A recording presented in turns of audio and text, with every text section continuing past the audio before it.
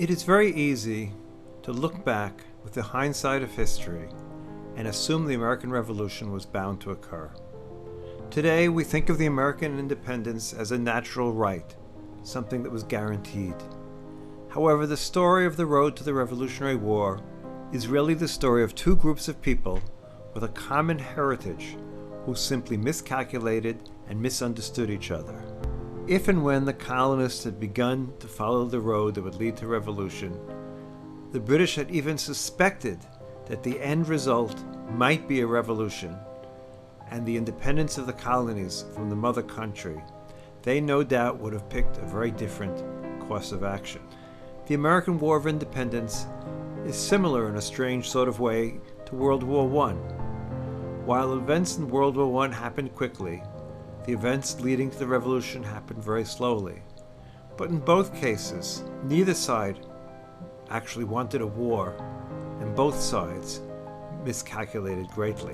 When we look at the Revolutionary War, we must begin at the French and Indian War. The French and Indian War was part of a larger war that Great Britain was fighting with France.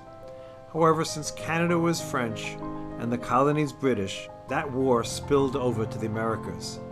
And since many of the Indian tribes had aligned themselves with the French, the colonies needed the help of the British Army to defend themselves. The war was expensive for the British, and when it ended, they asked themselves, why should we be spending all of this money to defend the colonies? Why don't they help us pay for the war? It was a very logical question. The colonists, for their part, probably would have had no problem coming up with ideas of how to support the British. The colonists had independent minds and considered themselves Englishmen. And in England at the time, although it was still a monarchy, the monarchy was not absolute, and the king had to work with the parliament, and the men of England were represented in that parliament. If the king wanted more taxes, he had to go to the parliament and ask for permission to levy new taxes. It was not a full democracy in 21st century terms, but Englishmen believed they had rights, and the colonists, who were almost all English by descent, thought that they deserved those same rights. So when the British unilaterally decided to impose taxes on the colonies, the colonists pushed back. But the British were tone deaf, and they not only imposed taxes, but they imposed a law called the Quartering Act, an act that forced colonists to open his home to British soldiers. From the British standpoint, that seemed logical. If they were going to send soldiers to defend the colonists should put them up. But the independent colonists, who believed their home was their castle, they did not feel they should be forced to let any stranger into their castles. The British passed the Stamp Act, which was a tax on all transactions that would take place in the colonies. This further angered the colonists. And some of them got together and formed the Sons of Liberty to take action to fight the British imposition of taxes.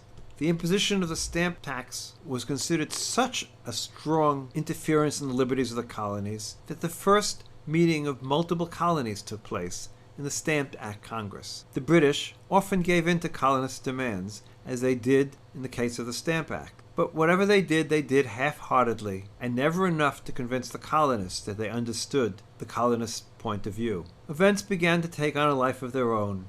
The colonists began to boycott British goods, and this hurt the British economy. The British decided to send troops into Boston to assert their control. They weren't looking for a fight, but what happens when you send foreign troops to occupy a foreign country, which is what the colonies were becoming? You end up with a confrontation. And that's what happened at the event that was called the Boston Massacre. Nobody was looking for a real fight, but in the end, colonists lay dead as a result of British gunfire. The British never understood that all the colonists really wanted was a voice on their own future. The British, as a result, repeatedly responded with harsher and harsher actions, and the colonists did as well.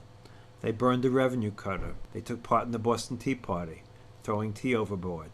And eventually they held the First Continental Congress. That Congress did not call for independence, but it was a major step along the road that would soon lead to Lexington and Concord and the beginning of the War of Independence.